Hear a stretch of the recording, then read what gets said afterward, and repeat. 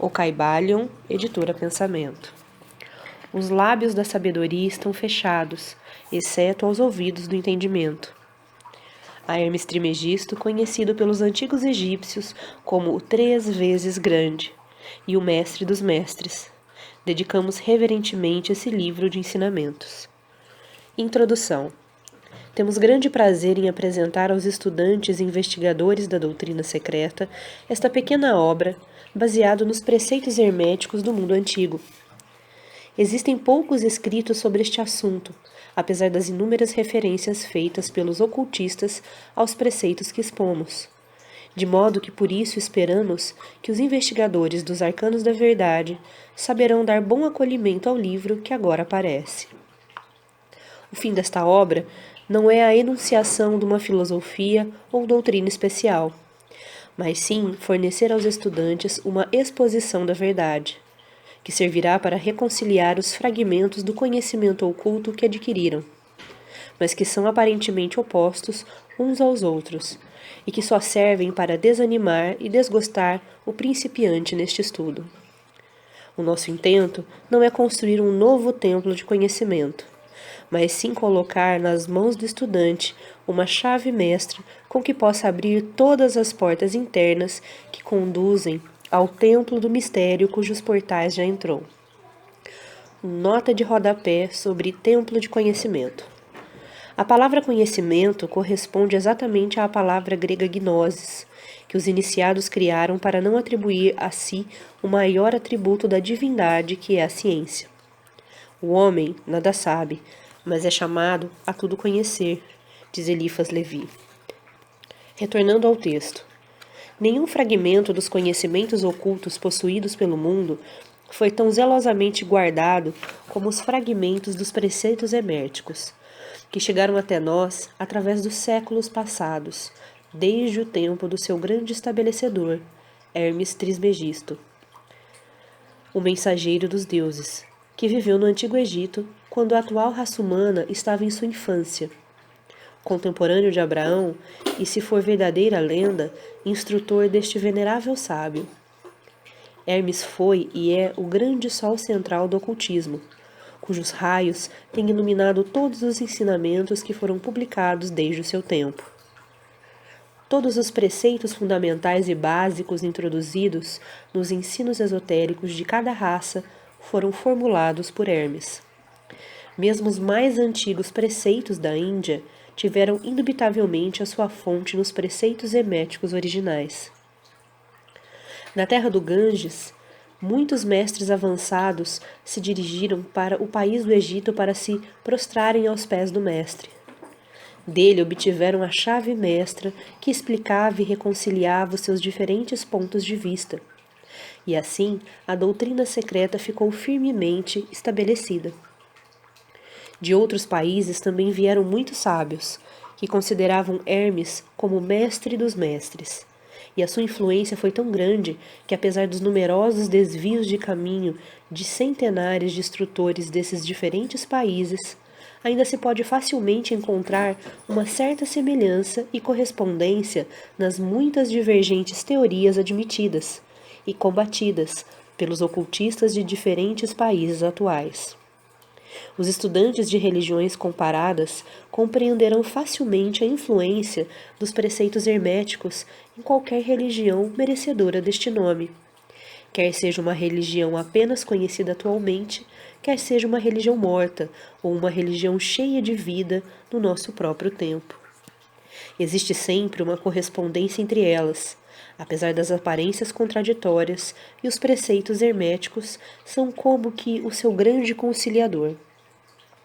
A obra de Hermes parece ter sido feita com o fim de plantar a grande verdade semente, que se desenvolveu e germinou em tantas formas estranhas, mais depressa do que se teria estabelecido uma escola de filosofia que dominasse o pensamento do mundo.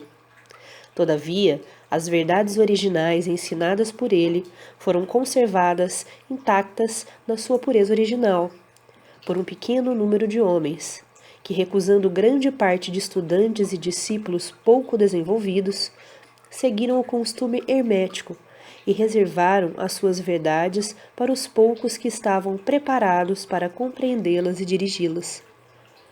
Dos lábios aos ouvidos, a verdade tem sido transmitida entre esses poucos. Sempre existiram em cada geração e em vários países da Terra alguns iniciados que conservaram viva a sagrada chama dos preceitos herméticos e sempre empregaram as suas lâmpadas para reacender as lâmpadas menores do mundo profano. Quando a luz da verdade começava a escurecer e a apagar-se por causa da sua negligência, e os seus pavios ficavam embaraçados com substâncias estranhas. Existiu sempre um punhado de homens para cuidar do altar da verdade, em que mantiveram sempre acesa a lâmpada perpétua da sabedoria. Estes homens dedicaram a sua vida a este trabalho de amor, que o poeta muito bem descreveu nessas linhas. Ó, não deixeis apagar a chama, mantida de século em século, nesta escura caverna, neste templo sagrado, sustentada por puros ministros do amor. Não deixeis apagar esta divina chama. Estes homens nunca procuraram a aprovação popular, nem grande número de prosélitos. São indiferentes a estas coisas, porque sabem quão poucos de cada geração estão preparados para a verdade, ou podem reconhecê-las se ela lhes for apresentada. Reservam a carne para os homens feitos, enquanto outros dão leite às crianças.